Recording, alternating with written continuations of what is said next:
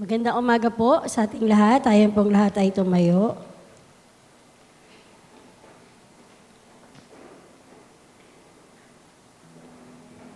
Let's pray. Father in heaven, we thank you for this morning na ipinagkaloob mo na kami po ay nagsama-sama muli upang magpuri sa iyo, Panginoon, dakilain ang iyong ngalan, Ama. We pray, Lord God, na ikaw po ang kumatagpo sa bawat isa. Dalangin namin, Lord, na igabayan mo, Panginoon, ang bawat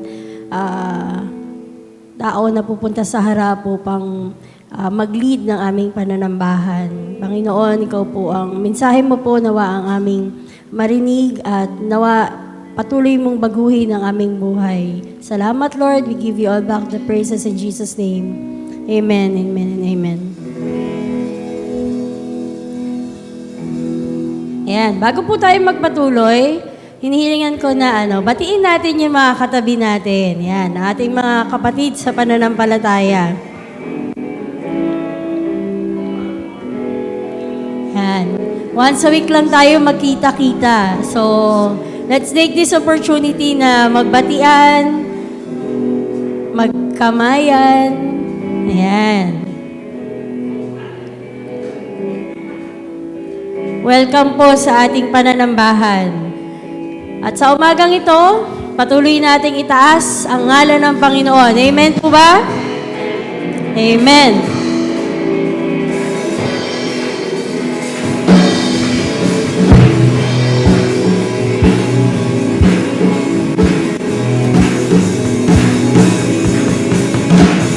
I know He rescued my soul. His blood has covered my sin. I believe.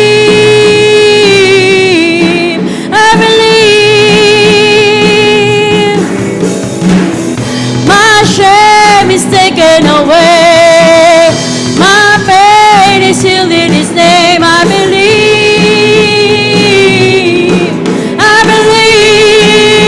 I'll raise a banner. I'll raise a banner. Oh, my Lord has conquered the grave. My Redeemer lives. My Redeemer lives. Let's declare. My Redeemer lives. My Redeemer lives.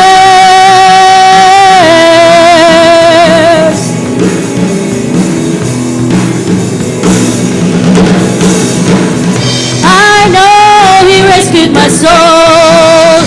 His blood has covered my sin. I believe.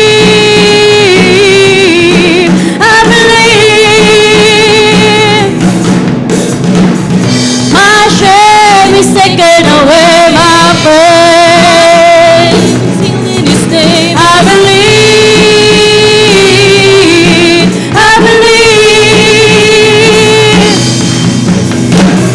I'll raise a banner. Oh, my Lord has conquered the grave. My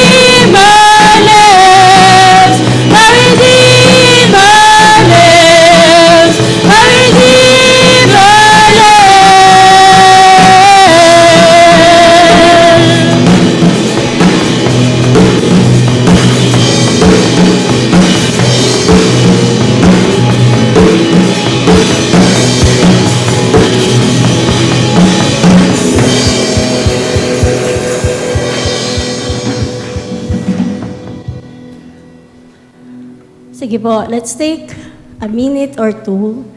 Let's just be silent before the Lord.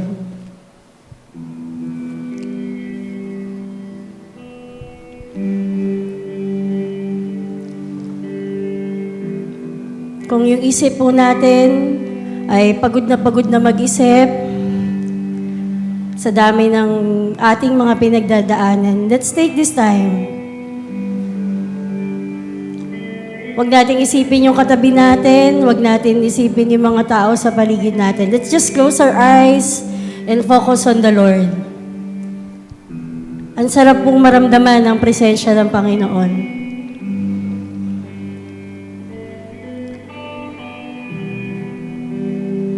Hallelujah, Lord Jesus. Let's continue to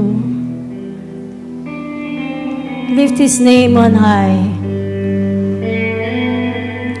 Kung kaya niyo pong mag-utter ng praises sa Panginoon, sabi nga po, every tongue shall confess that Jesus Christ is Lord. Hallelujah, Jesus.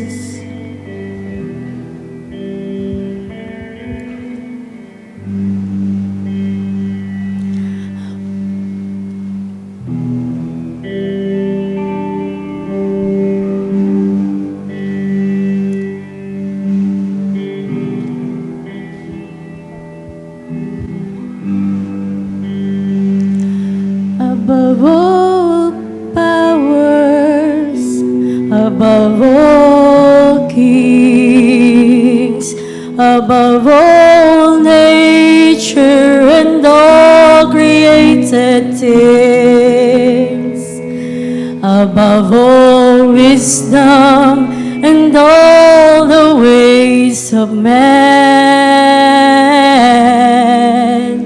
You were here before the world began. Above all kingdoms, above all thrones, above all wonders the world has ever known, above all wealth and treasures of the earth.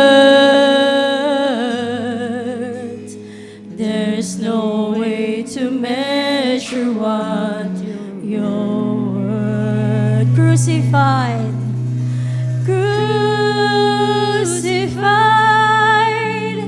laid behind a stone. You live to die, rejected and alone, like a rose trampled on the ground. You took the fall and taught of me above all.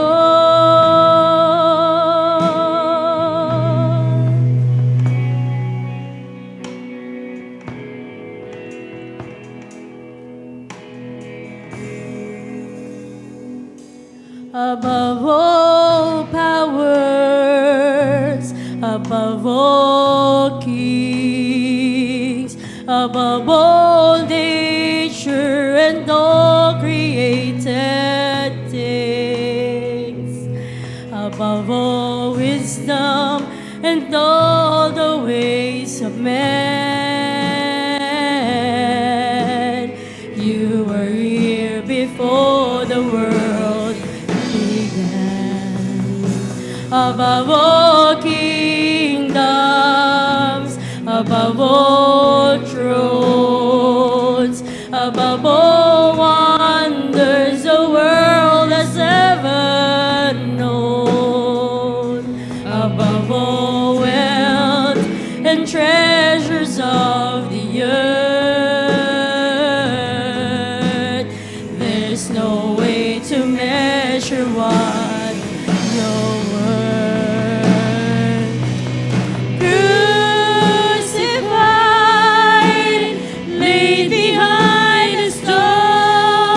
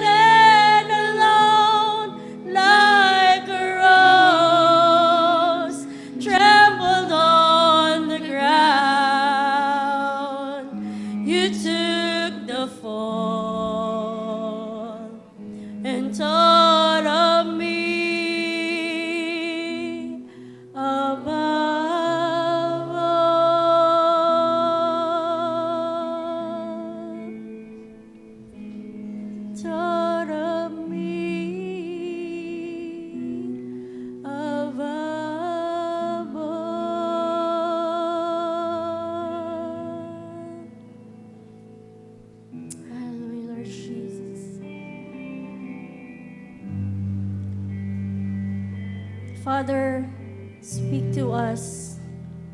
Tanggalin mo, Panginoon, kung ano man yung mga bagay na umahad lang sa amin upang patuloy, Lord God, na marinig yung boses mo.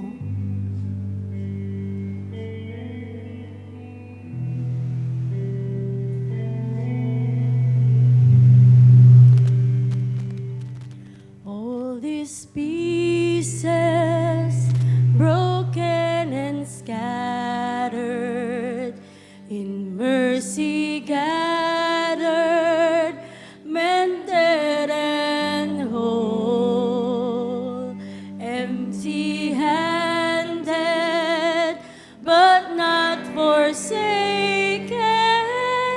I've been set free. I've been set free. Oh, amazing grace, how sweet the sound that saved a wretch like me. I once was lost, but now I am found. Was blind, but now I see. Oh, I can see you now.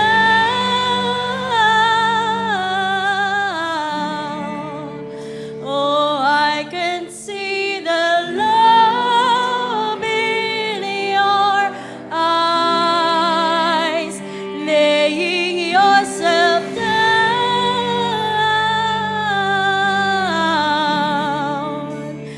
raising up the broken to life.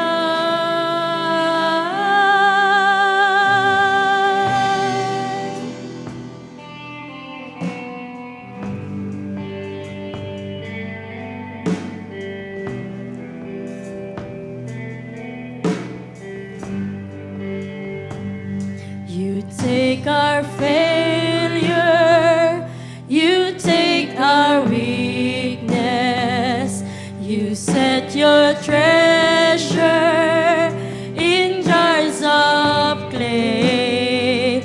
So take this heart, Lord, I'll be your vessel.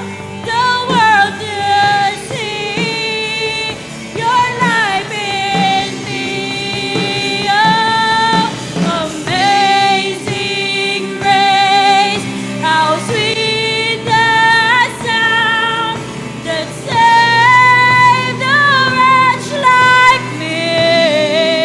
Oh, I once was lost, but now I am found. Was blind, but now I see. Oh, I can see you now. Oh, I can see the love in your eyes, laying yourself down,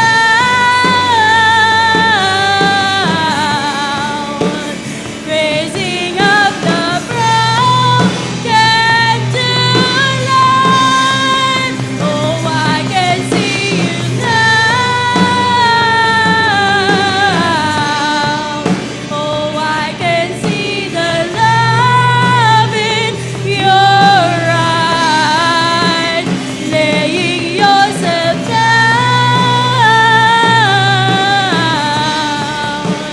raising up the broken to life.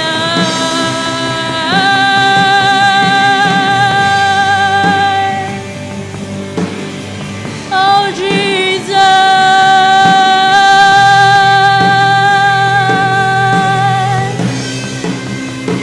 pour down your spirit, Lord.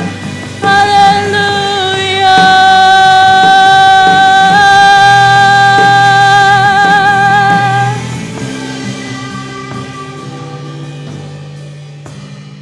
Yes, Lord Jesus, we lift up our hands to you, Lord. Father, you alone deserves to be glorified. You alone deserves to be magnified, Lord. Take the throne in our midst, Father. Lord, we bow down before you, Lord. We declare praises unto your name, Jesus. Oh, Jesus, we glorify your name. Hallelujah, Jesus. Let's declare, glory is the Lord. Hallelujah to the name of our Father. Hallelujah, Jesus. Oh, I can see you now. Oh, I can see the love in your eyes, laying yourself down,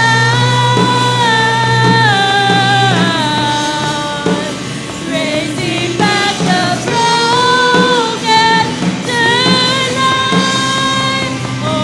Oh, I can see you now.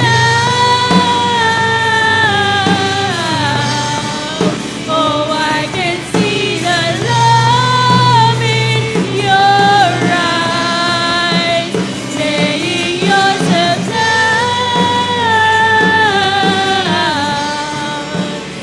raising back the broken to life. Oh, I can see you now.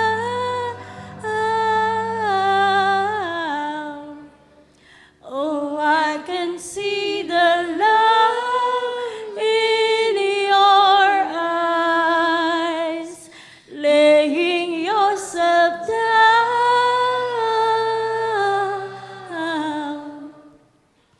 raising back the broken to life.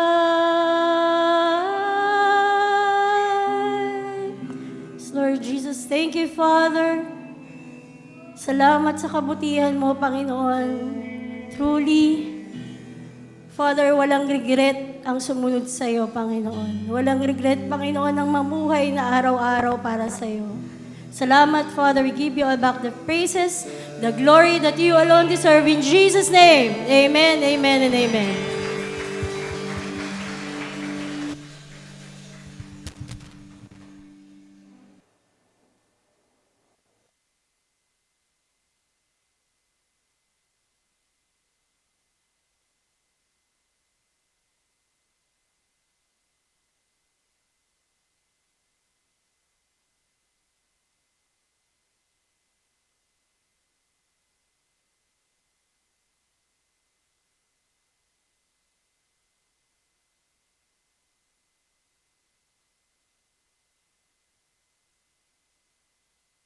Thank you, praise team.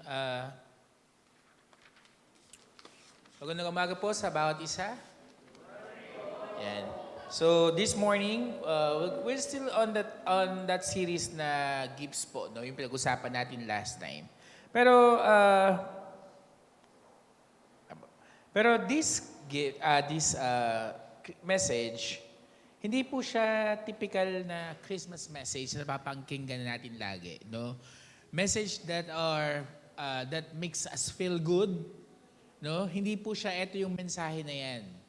No, pero ang makita natin yung katotohanan na bakit nga ba pinanganak ang Panginoon in the first place. Kumbaga, bakit nga ba binigay niya yung kanyang buhay para sa atin? So yun ang titignan natin this morning. So hindi siya yung typical na Christmas sermon na masaya kasi Pasko, no? So not that one, pero what I'm trying to do is for us to really appreciate and understand na yung ginawa ng Panginoon, eto pala talaga yun. No?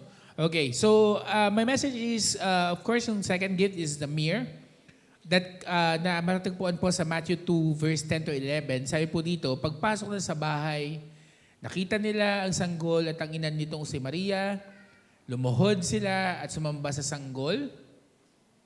Inilabas din nila at inandog sa sanggol ang mga dala nilang ginto, insenso at mabangong mira. Nang pauwi na sila, binalaan sila ng Diyos sa pamagitan ng isang panaginip na huwag nang bumalik kay Herodes. Kaya nag-iba sila ng daang pauwi. In this series, we look at the three different gifts, no? Nung Magi or nung wise men na dinala sa Panginoon to worship Him. And today, we're gonna talk about the second gift, which is the myrrh.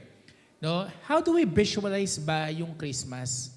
Paano ba siya nabubuo sa isip natin every time na magki-Christmas at every time na malala natin, may three kings, may regalo, si Jesus was born, no? And talking about this scene, this is yung lumapit yung tatlong hari sa kanya, marahil naisipan natin, of course, there's a manger scene, no? Na kung saan si Jesus ay nakahiga pa sa sabsaban, at si Maria at si Joseph ay nandun. At of course, nandun biglang dumating yung three wise men with their flowing robes, no? Of course, makikita natin dyan, may sheep. Of course, baka meron pa inisip natin na may baka nearby, no? Kasi yan ay merong scene na parang nasa farm. And of course, may mga shepherds. And may iba naisip siguro na may anghel sa ibabaw ng bubong during that time. And of course, si baby Jesus. An infant Jesus, di po ba? Maybe but actually the truth ay hindi ganun. Hindi talaga ganun yung scene in the first place, no? Hindi, yung una, yung king, wise men, unang-una hindi sila tatlo lang, no? May mga kasama sila, so roughly marami mga tao during that night.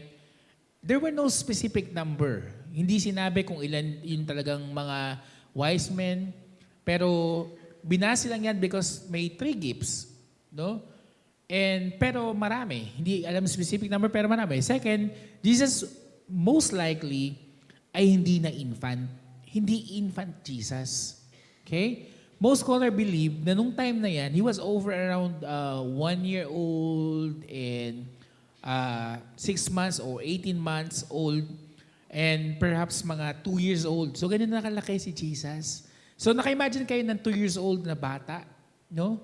Na tumatayo na, maaring naglalakad na iba, no? Maaring nagmumurmur na ng words, no? And kaya sabi ni Matthew in 2:16, to show na 2 taon, maaring nandito yung age niya. Sabi dito, galit na galit si Herodes nang malaman niyang nilinlang siya ng mga taong galing sa silangan. Kaya inutos niyang patayin ang lahat ng batang lalaki sa Bethlehem at sa mga lugar sa paligid nito, mula 2 taong gulang pababa, sapagkat ayon sa nalaman niya, ang mga taong galing sa silangan, 2 taon na ang nakalipas mula nung una nilang makita ang bituin. So most likely 2 years old.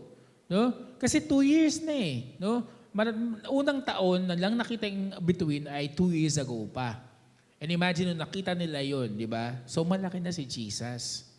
Of course, hindi pa siya bata, baby pa rin, but around 2 years old. No? And grabe naman itong si Herod. Pag dinala natin, anong inutos niya? Sa sobrang insecure niya sa kanyang leadership, no, inutos niyang papatay ang mga bata. Mga sanggol na wala man lang ginawang masama sa kanya. Mga sanggol na walang kakainang gumawa ng anumang bagay na masama. They were so helpless. No? At yung mga magulang nito, hindi man lang sumuway kay Herodes. At ang ginawa niya, para walang makaligtas, nung time na yan, ng mga bata, pinapatay niya ang lahat ng bata sa Bethlehem at ang mga kalapit na lugar nito. Masyadong cruel. No? It was clear, no, na doon sa ating binasa na kung saan lumuhod at sumamba ang mga magi, ang mga wise men ay hindi sa isang infant kundi sa isang toddler.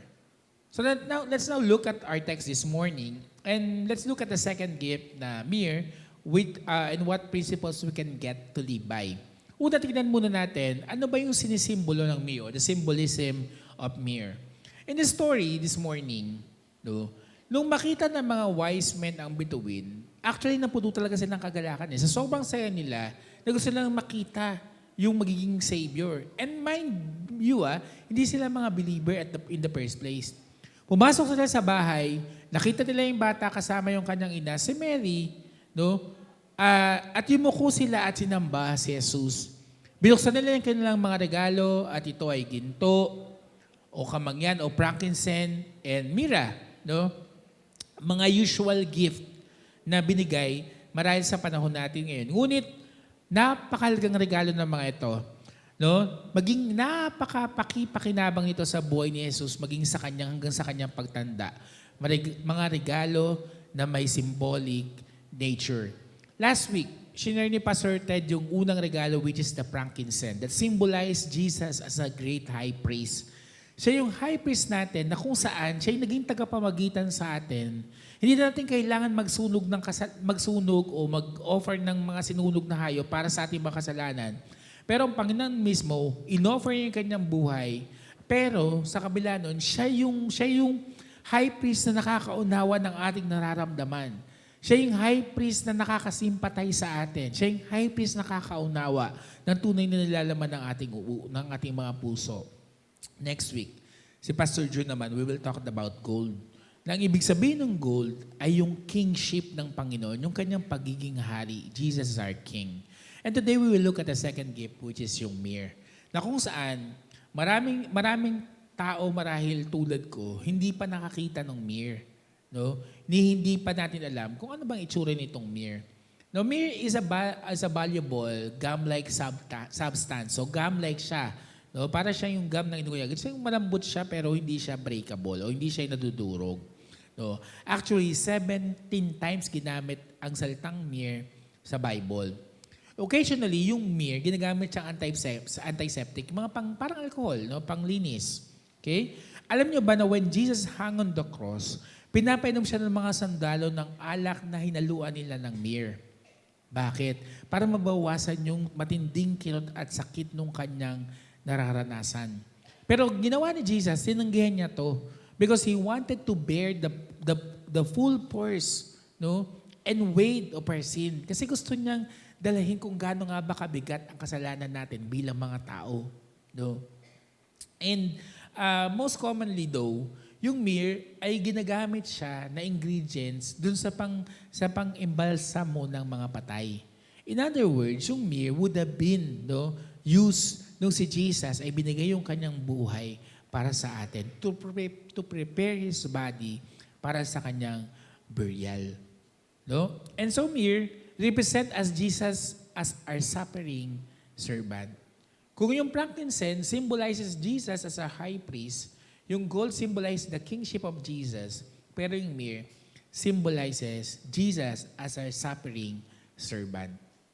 The Lamb of God who was born to be slain, to die for the forgiveness of our sin.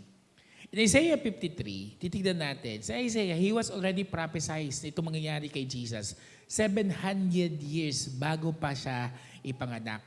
Very detailed yung account na sinulat ni Isaiah na as a suffering servant that Jesus would endure on our behalf. First, tingnan muna natin yung problema. In Isaiah 53:6, sabi dito, tayong lahat ay parang mga tupang naligaw. Bawat sa atin ay gumawa ng nais nating gawin, pero siya ang pinarusahan ng Panginoon ng parusang dapat ay para kanino? Para sa ating lahat. No? Ang problema ng tao, ikinumpara siya sa parang isang tupa. Hindi tupang maamo, kundi tupang naligaw. And like a sheep, ginamit niya yung term na like a sheep. Ito yung tupang ligaw na iniwan ang landas ng Diyos at ginawa niya yung kanyang gustong gawin. We are not even compared to a lion na isang malakas na parang laging ready mag-devour. Di ba sabi nga sa Bible, the enemy is like a roaring lion waiting for some Christian to devour. Hindi man lang ginamit sa ating mga Christian, ang Christian ay like a lion. Di ba? Hindi siya tulad ng isang agila na malinaw ang mata na kahit gaano kaltaas ang kanyang lipad, makikita niya yung kanyang prey. Di ba? Kung ganun sana maganda, pero kinumpara tayo sa isang tupa. Hindi lang basta sa isang tupa, kundi sa isang tupang naligaw. Etong sheep are not even like other animals na pwedeng i-train. No? Yung sheep ay hindi para mga aso na pwedeng mong turuan ng tricks, hindi para mga ibon o para mga hamster o kahit parang elepante na papasunod mo. Kahit nga baboy, hindi eh. Or even mga pusa, no? But rather, they are known for 3 things. Ano yung 3 things na yun? Una, they are weak. Yung sheep, mahina sila. Defenseless sila. Wala silang kakayanan ipagtanggol yung kanilang mga sarili. Kaya napakabilis nilang masilo o makain ng mga leon o even ng mga kayote. Hindi sila mabilis. Wala silang amoy na pwedeng ililis para lumayo yung kanilang mga kalaban. Wala silang anumang ngipin na matatalas, no, na panglaban. Hindi. Pangalawa, they are witless. No? Sa madaling salita, wala silang kakayanan mag-isip para sa kanilang kapakanan. Yung tupa, no, napakalaki ng possibility na sumunod lamang siya sa karamihan. Kung isang tupa ay tumalon sa balon, kagaya na nangyari a couple of years ago sa Turkey noon, ganun din ang gagawin ng marami. Kung tatalon ang isa sa bangin, ang tendency, tatalon din sila. No? And pangatlo, wayward. Madalas silang naliligaw kung saan-saan sila pumupunta. Nung kinumpara tayo ni Isaiah sa isang sheep, he is telling his audience na tulad ng mga tupa, kailangan natin ng matinding tulong. Tulad ng mga tupa, tayo mga tao madalas naliligaw. Tayong madalas ay mahina. Minsan tayo ay madalas hindi natin naiisip yung sarili nating kapakanan. No? Pero ito yung ginawa ni Jesus. Sabi sa siya ang pinarusahan ng Panginoon sa parusang dapat ay para sa ating lahat. Let's look now at Isaiah, and then now let's look at the implication of this symbolism. Ano nga bang implikasyon, no, number 2, ng symbolism na ito? Again, no, sinabi na siya ang pinarusahan, si Jesus ang pinarusahan ng Panginoon, ng parusang dapat sana ay para sa ating lahat. Tandaan po natin na etong sinulat ni Isaiah, itong kanyang prophecy, ay nangyari 700 years before the birth of Jesus Christ. No? Kaya kinakailangan muna natin, as we celebrate Christmas, no, more than being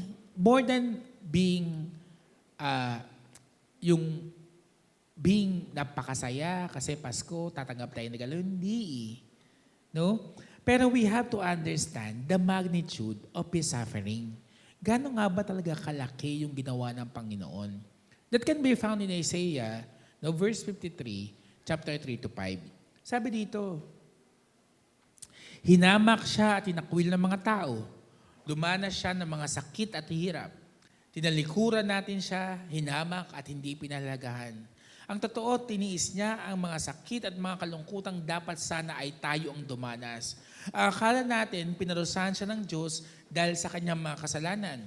Ang totoo, sinugatan siya dahil sa ating mga pagsuway, binugbog siya para sa ating mga kasamaan. Ang parusang tiniis niya ay nailagay natin ang tiniis niya ay naglagay sa atin sa magandang kalagayan at dahil sa mga sugat niya ay gumaling tayo. Ganyan kalaki yung kanyang ginawa. Ganyan kalaki yung tiniis ng Panginoon para sa atin. Nagkatawang tao siya hindi lang para magkaroon tayo ng pagdiriwang every December. Nagkatawang taong Panginoon hindi lang para sabihin natin, may mga Christmas, atin magsasaya tayo lahat, may mga party. Pero hindi. Kailangan muna nating maintindihan gaano nga ba talaga kalaki yung ginawa ng Panginoon para sa atin. Pangalawa, kailangan natin maintindihan yung depth of His love. Kailangan natin maintindihan gaano nga ba kalalim yung pag-ibig ng Panginoon sa atin. Tayong lahat, sabi sa verse 6 to 10, tayong lahat ay para mga tupang naligaw. Bawat sa atin ay gumawa ng nais nating gawin, pero siyang pinarusahan ng Panginoon na parusang dapat sana ay para sa ating lahat. Inapi siya at sinaktan, pero hindi man lang siya dumaing. Para siyang tupang dadalhin sa katayan para patayin o tupang gugupitan na hindi lamang umiimik. Hinuli siya, hinatulan at pinatay. Walang nakaisip ni isa man sa sandahin niya na pinatay siya dahil sa kanilang mga kasalanan at tiniis niya ang parusang dapat sana ay para sa kanila. Kahit na wala siyang ginawang kasalanan at anumang pandaraya, ililibing siyang parang isang kriminal. Ililibing siyang kasama mga mamamayan. Pero kalooban ng Panginoon, nasaktan siya at pahirapan. Kahit na ang mga ginawa niyang handog ng Panginoon para mabayaran ang kasalanan ng mga tao, makikita niya ang kanyang mga lahi at tatanggap sila ng mahabang buhay at sa pamagitan niya ay matutupad ang kalooban ng Panginoon. Bakit niya ito ginawa? Gaano kalaki yung pag-ibig niya? Yung pag-ibig niya ang ninais ay magkaroon tayo ng buhay na walang hanggan. Yun ang kadahilan kung ba't naipanganak ang Panginoon. Yun ang dahilan kung bakit siya nagkatawang tao. Siya ang dahilan para sa Kapaskuhan. Ngunit ano bang ibig sabihin nito sa panahon natin ngayon? Namatay si Jesus sa krus para sa atin. Pagkalipas ng 3 araw na buhay siya muli, ano bang talagang ibig sabihin nito para sa atin? Bakit kailangan nating sundin si Jesus sa buhay natin? Bakit nga bang dapat nating hayaan si Jesus to control everything about my life? Bakit kailangan kong hayaan si Jesus na dapat sabihin na ilaan ko yung buhay ko sa Kanya? If we understand yung magnitude, yung laki ng Kanyang paghihirap at maintindihan natin yung lalim ng Kanyang pag-ibig para sa atin, hindi lang natin basta sasabihin, ay Christian ako. Hindi lang basta natin sasabihin na casually na Christian ako. Born again ako.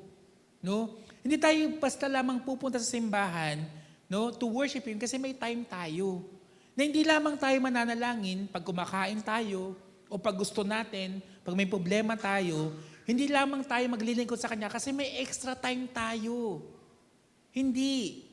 Again, as we understand what He did for us, na ito yung deklarasyon ng Kanyang matinding pag-ibig sa atin. And the only reasonable response is to wholly, completely follow and give our life to Him. Yun lang yung kaya nating pagtugon eh. Yung ibigay sa Kanya ng buong buo ang buhay natin. And do you remember, the story of Jesus in the Gethsemane? Na ito yung lugar na kung saan si Jesus ay nakipag-wrestle kay God na parang sinasabi niya na, Panginoon, ganito kahirap yung aking pagdaraanan. Alam niyo sinabi niya sa Matthew chapter 26, verse 39, Ama ko, kung maaari ilayo niyo sa akin ang mga paghihirap na darating. Kasi nakita niya ang bigat pala ng gagawin niya. Napakahirap pala. In verse 42, sinabi niya, Ama, kung kailangan daanan ko ang paghihirap na ito, naway mangyari ang kalooban niyo. And while Jesus is doing that, while Jesus is praying to His Father, yung kanyang mga disciples, anong ginagawa? They are sleeping. At sa sobrang hirap ng kanyang panalangin, bumagsak siya sa lupa, tumulo yung dugo sa kanyang noo. Ang tawag dito ay hemosiderosis. Nang ibig sabihin, sa sobrang stress nang nangyari sa Panginoon that time, yung kanyang mga kapilyari ay sumabog at tumalo sa kanyang pawis at naging dugo ito. Ibig sabihin, napakatindi ng kanyang paghihirap. At sinabi niya, ang aking kaluluwa ay nalulula sa matinding kalungkutan hanggang sa kamatayan. Grabe yung suffering niya. Para lamang tayo ay magkaroon ng kaligtasan at buhay na tinatamasa natin ngayon. As He felt it, sa sinapit niya in a while, but even so, ilang beses sinabi ng Panginoon sa verse 39, ngunit hindi ang kalooban ko ang masunod, kundi ang kalooban niyo. Sinabi pa rin ng Panginoon, Lord, hindi yung will ko, kundi yung will mo. Pagkatapos si Judas pa, na kaibigan ni Jesus, na nilaan niya yung kanyang oras, na sa pamagitan ng kanyang halik ay trinidor niya ang Panginoon. Ginawa ng maling akusasyon, nilitis ng di patas, hinatulan ng kamatayan, at pinako siya sa krus. Hinubaran siya, inalantad sa publiko, he was being humiliated and put to shame. Inilagay yung koronang tinik sa kanyang ulo. Alam niyo kung gaano kalalim yung tinik na yun? Around 2 inches pa. Nakalagay sa kanyang noo yan.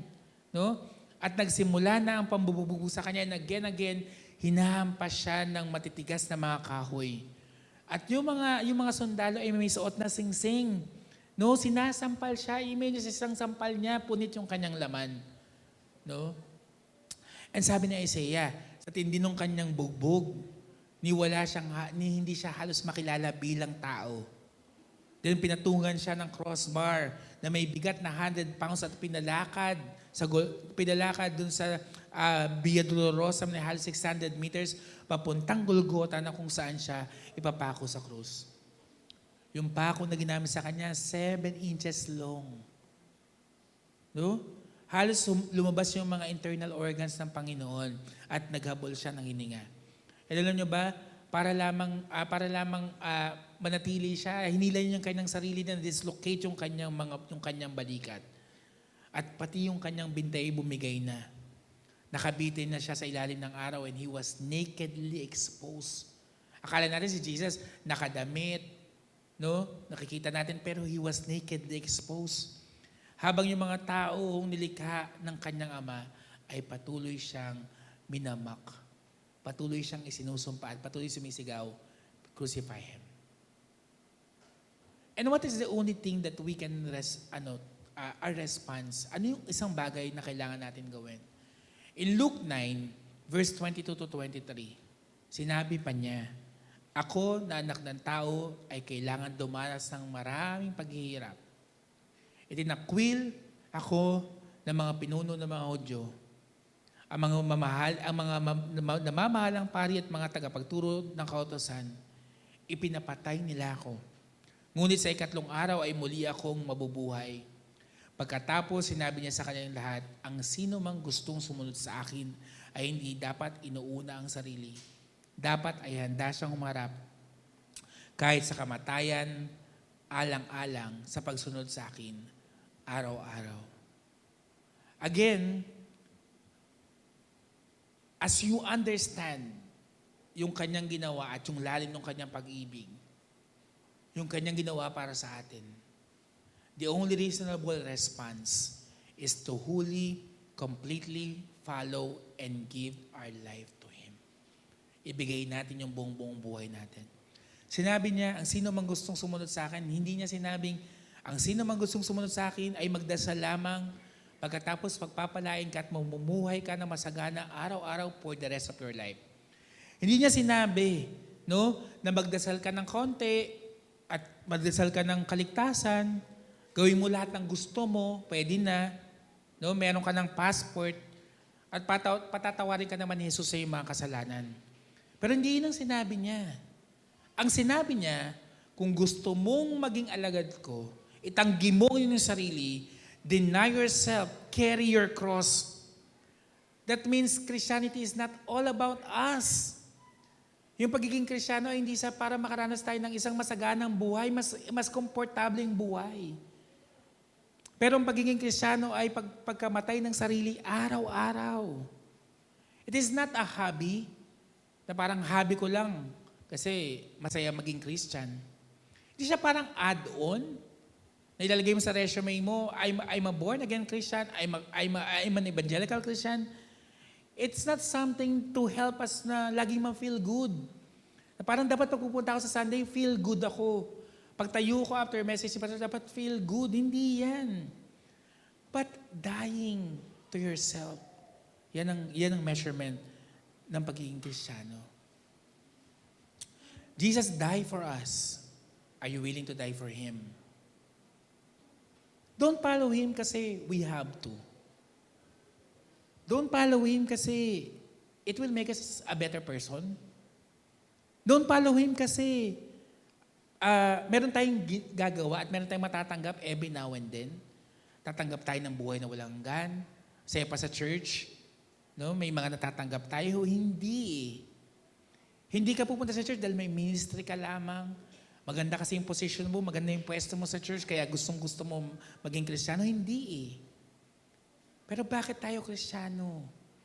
It is because of who God is and what He did for us. Dahil doon, I will give my life to Him wholeheartedly. Pagpalain po tayo ng Panginoon.